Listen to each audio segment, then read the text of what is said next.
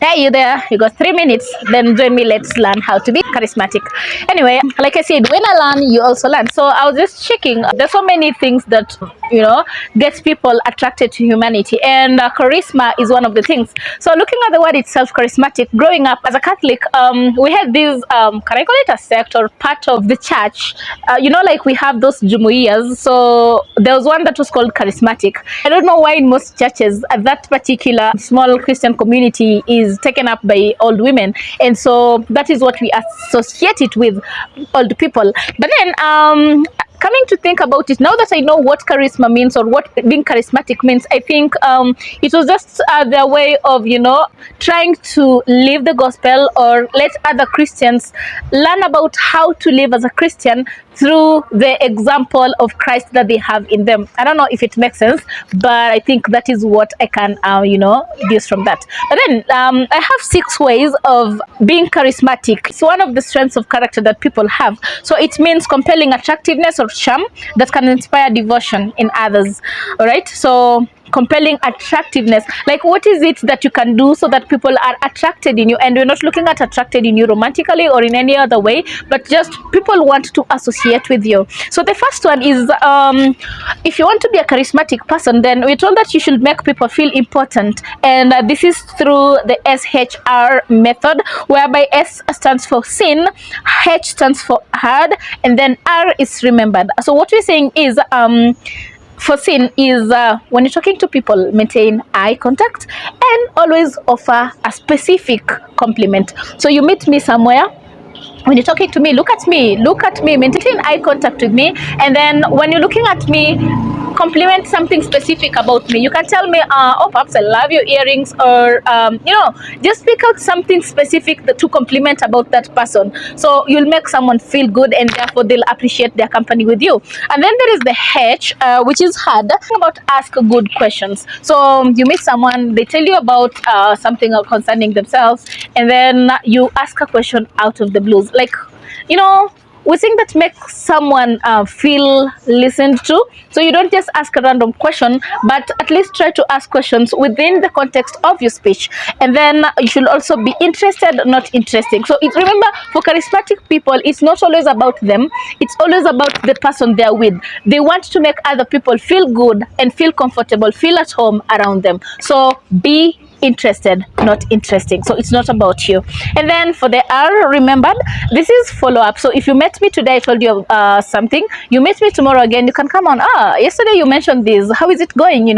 So make a follow-up. And then the other thing is remember names. Well, I'm not one of the people who are really good at this, but I find that it really helps to remember someone's name. So you might visit someone or see someone today, and then the next day you need their help, but then you're like, what did the person say their name was? You don't even remember. But if I come to you the second time and you realize that I do remember your name, then you'll be actually, so this person was really interested in the convo that we had the previous day, and this person is really interested in me as a person. So it's always a good gesture. And then recall something that you discussed. I think that is about follow-up and stuff. So don't just throw everything under the bus. Take something with you from every conversation that you have with people. So it's not something that comes just like that naturally. It's a practice that we have to cultivate. Number 2, pause before speaking, and this is the 30% rule. Basically, this is just to remind us that we have more time to reply than we think. So don't be quick to reply. Listen to what people have to say. Wait for at least 2 seconds first, and then maybe you can give your insight or whatever opinions that you have to give. Number 3, we're looking at your body language, and this is the 7-35-55 rule. And from the article, it says people will dislike or like your communication based on, so 7% people will like your words, 35% will go to the tone and your facial expressions, and then 55% is for the body language. So when you meet someone, stand upright, pull your shoulders back, and then make eye contact, smile, and then if you have to give a handshake, make it firm. I mean, like, these are things that will make people know that you're confident. Okay, so don't give a handshake just for the sake of it, because when you give a firm handshake, it shows that you're really interested in that person or in the kind of relationship you guys are building. So remember, rapport is really, really important here. So it's all about how your body communicates. So when you meet people, make sure you give them the best impression. And just to tell you, you'll be a really dangerous person. Now, number 4 is the use of humor. Of course, we know that humor is relative. Something that I'll find humorous is not something that you will find humorous. And so a study of the top TED Talks found humor as a key ingredient, and it says that people are drawn to those who make them feel good. I think I have said this point before. People are drawn to those people who make them feel good. So when people come to you, how at home do they feel with you, or how comfortable are they around your company? There are 3 proven tips for humor. So one is give a surprising answer. Like for example, so you come to me and say, "Hi Pops, how are you today?" And then of course you'll expect this. I'll say I'm fine, but instead of saying I'm fine, I give you a response such as I'm successful. So you see, it's a surprising answer. It's not what you expected. So that person will be amused in some way. Number 2, you should care more than is expected. Well, I don't know how well to really illustrate this, but we meet a lot of people, and of course it might not really be practical to really show care to everyone, but at least we can try. Yeah, so like I walk into the room with a red eye, you assume maybe she overslept. No, we shouldn't do that. At least try to follow up. Hey, I see your eye is red, is everything okay, or did something happen? Show a little care to people, and then also be more specific than necessary. I would use an example here, but I don't want to be nasty.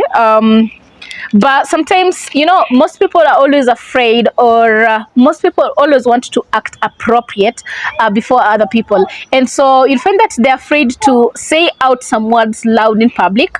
But if you want to be a person who is charismatic, then it's all about making people feel comfortable, feel happy, and know that there is no big of a deal about so many stuff. So instead of going up or beating about the bush, then you can choose to be direct. That is what charismatic people do. And then there is don't complain or gossip ever. Of course, that goes without saying. You wouldn't want to share your experiences with a person who will talk behind your back the next few minutes. So of course, if you want to be a charismatic person, shun from gossiping, shun from talking about people. So also don't complain about your problems ever. Well, it's okay to talk about them, but not in a way that people can see you're actually complaining. And lastly is what we call the shadow role. And for the shadow rule, we're saying that everybody has a weakness. Nobody is perfect. That we know that quite well. And so with the shadow rule, we're just told that we don't have to hide parts of ourselves so that we are accepted by other people. And this is just like when you're watching your favorite TV series or movie. There is always that one character that you're attracted to. And there are so many reasons as to why we're attracted to characters. And it's not because they're perfect. They always have something. They always have a weakness. Okay, so you can think of yourself in such a manner, so you also don't expect perfection from yourself. Remember, this is just something that we're trying so that we make people comfortable within our space. So you should always own your flaws and be magnetic. Bye.